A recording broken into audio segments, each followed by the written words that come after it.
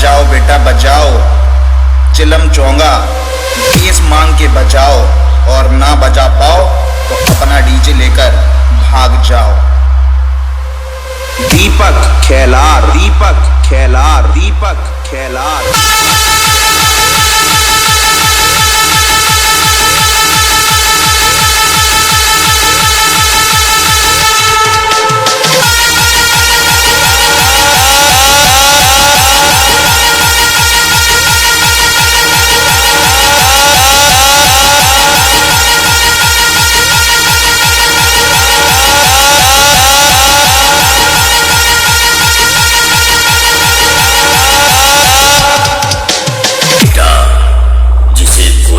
समझ पाया वो राज हूं मैं, ना जाने कितनों को नोच खाया वो बाज हूं मैं, ना जाने कब किस पे आफत आ जाए वो गाज हूं मैं, जिसे अब तक कोई ना हरा सका वो आवाज हूं मैं, आवाज हूं मैं। दीपक खेलार।